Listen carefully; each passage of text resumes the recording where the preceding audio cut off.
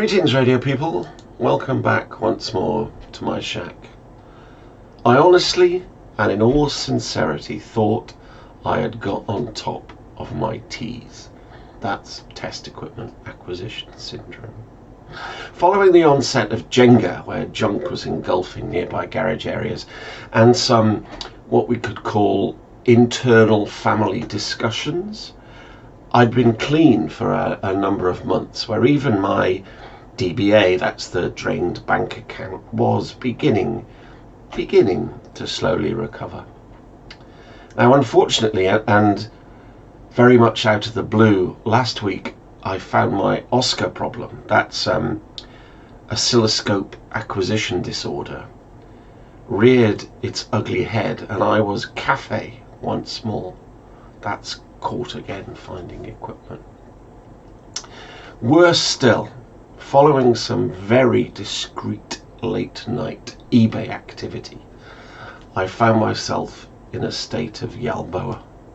That's where yet another low-bailed offer was accepted, whereby what I thought was a ludicrously low offer for an item was instantly accepted. Worse still, this condition occurred on two separate Tektronix oscilloscopes almost at the same time. Now, in the room that I'm sitting currently, there are five, I repeat, five perfectly working oscilloscopes. Two Regal digital scopes and three Tektronix analog scopes.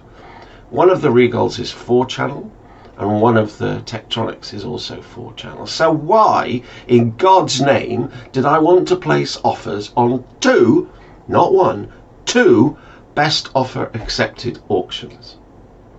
However, I have to say the active secret, which is surreptitiously enjoying covertly received eBay transactions, is really quite satisfying.